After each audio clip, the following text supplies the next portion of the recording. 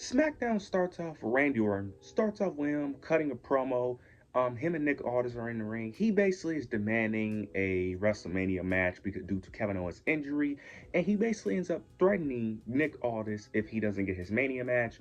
Then you get Solo and Tama Tonga of all people. They come out, interrupting Randy for whatever reason. We know why due to what happens in the main event, but they interrupt him.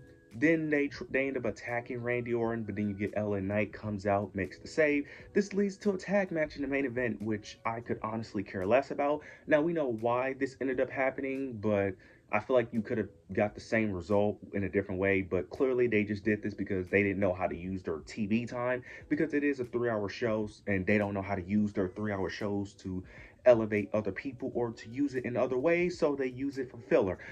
So yeah, I honestly didn't care for this at all. I didn't care for the main event, but this is what they went with. After that, we end up getting the women's tag team gauntlet match, and I'm gonna rant a little bit here. Bailey and Lyra picks up the victory. Of course, they was the only logical answer here.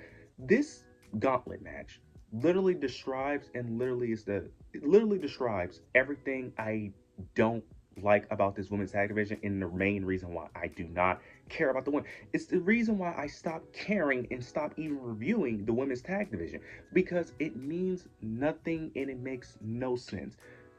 This entire gauntlet match, majority of the teams in this match are not real tag teams. I think 3 out of the 5. I think the only real ones were the KCs, who've been in catering for months, and you end up having PFC, who also been in catering for months. Then you end up having Lyra and Bailey, 2 single stars. One of them is the IC champion, which I don't understand. Then you have Maxine Dupree and Natalia, something they just randomly came up with last week. And then it was another oh yeah, Alba Fire and Piper Niven. Now that one you could kind of make sense of, but they're not even a real tag team. They're a new faction. This is their first tag match, if I'm not mistaken. So even then, even if you want to count that as like a tag team because they're in the same faction, it's like this is their first tag match. Look, even though they made the right decision, because the only logical decision was Bailey and Lyra due to mainly star power, because you're not going to have Liv and Raquel face PFC or the KCs at WrestleMania. You're just not. But man, this is the reason why I stopped caring about this division. They need to just get rid of it. They need to get rid of it to improve their mid-card division, because their mid-card division is struggling. The main reason why is due to poor booking, but also due to lack of competitors. All the competitors in this tag division can easily just be single stars, but what do I know? It's going to be Bailey, Lyra versus Liv and Raquel at Mania, which I do not care about. The match will be a banger. I expect it to be a great match, but who honestly benefits from that match? Absolute no one. Whether we get new champions or if Liv and Raquel retains, nothing matters, because at the end of the day, the tag division means nothing. The tag team titles mean nothing, and nothing won't change. But nonetheless, I am somewhat excited, mainly because I like Lyra and I love Bailey. So that's the only reason why I somewhat care. But if I didn't like Lyra and Bailey so much, I would not care about this at all.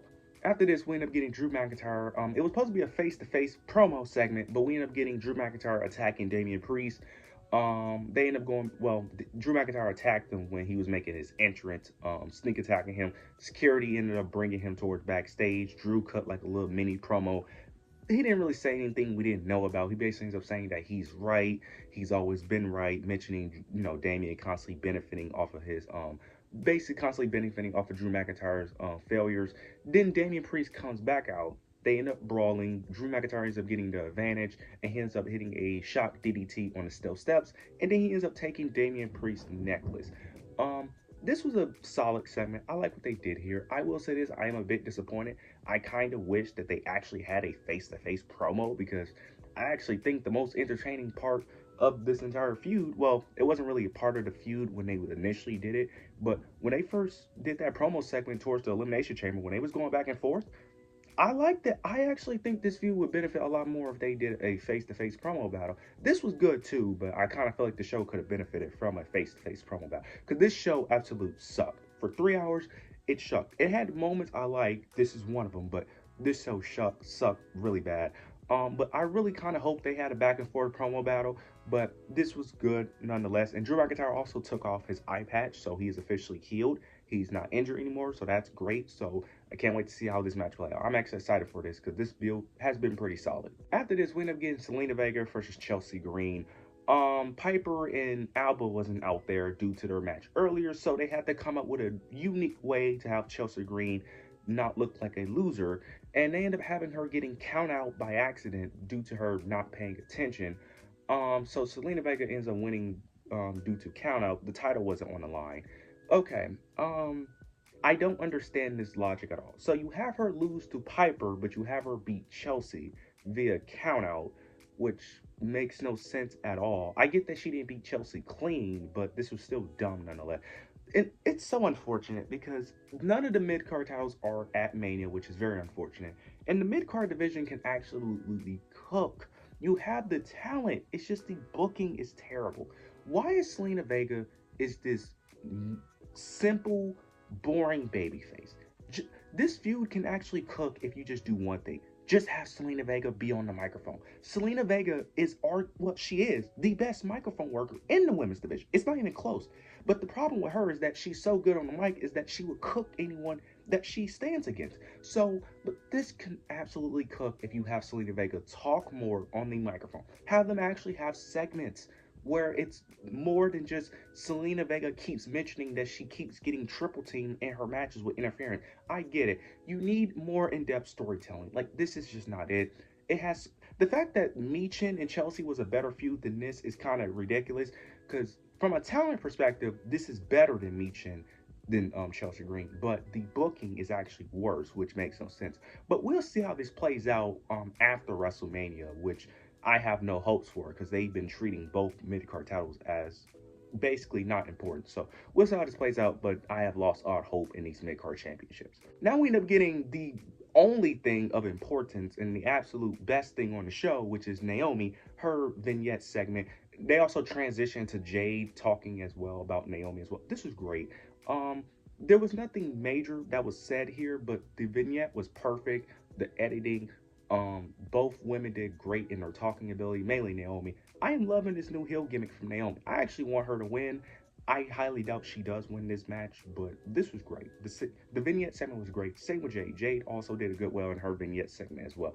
This was the only noteworthy thing on the show. The only thing I actually really enjoyed. Everything else was just whatever to me because it just felt like filler. This was one of the only things that didn't feel like filler. But this was great. This was a great vignette.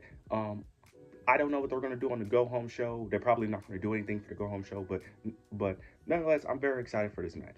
Afterwards, we ended up getting Cody Rhodes. He ended up cutting a promo. I'm not going to really go in depth on his promo because there was really nothing to really take note of here. The only thing he really said for the most part was really the ending where he basically talked about wrestlers whenever their time is up, that every wrestler go through their time when they're not as good as they used to be. And he basically saying that John knows that his time is up and that he's not the guy he used to be, but he ends up saying that he's the guy now and that but he's not worried about when his time is up because he's the champion now and that's what he's going to focus on. He ends up mentioning other things. He mentions previous champions. He ends up mentioning John Cena and the Spitter Belt because he had a bunch of the titles, all the WWE World Championships, all the designs, which I don't understand why they had those out. I understand it was for this promo segment, but this promo segment wasn't anything major for them to have all those titles out. But this was a good promo. It just wasn't much to really go over here. It just felt he was just rambling. This kind of felt like one of those promo segments that he used to have on Raw a year and a half ago or like 2 years ago, when after he lost to Roman Reigns and he was on and we was just waiting for him to eventually face Roman again.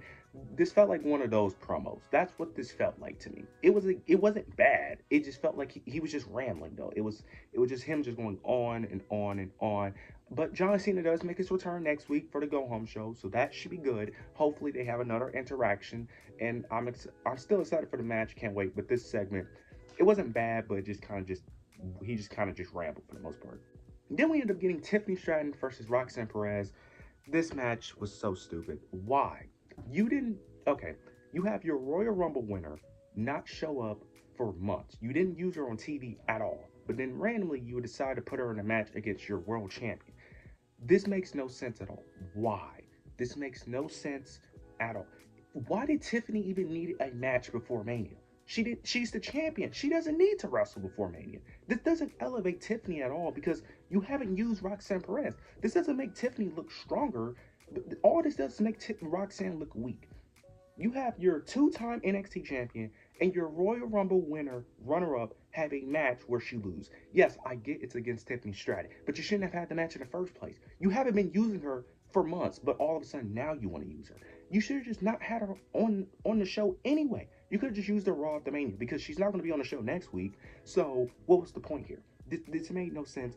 The main point of this was really just to have Charlotte Flair attack Charlotte in like a 5 minute segment when you could have just had them have the match, had Charlotte interfere in the match, making sure Roxanne don't look weak, and still have the same thing play out. You could have just done the same thing.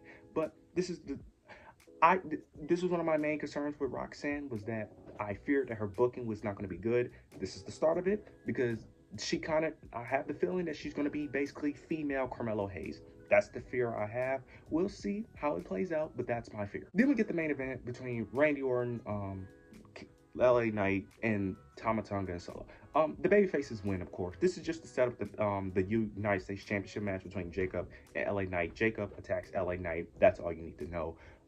That's all you really need to know. I'm excited for Jacob Fatu winning the U.S. Championship. The match itself, I can see it being good, but I can also see it being lackluster. But overall, this show sucked. This show sucked. They clearly don't know what to do with the 3 hours. Hopefully something changed, but the show sucked. But you guys let me know your thoughts and opinions down below. Make sure to like, comment, subscribe. But yeah, that's it.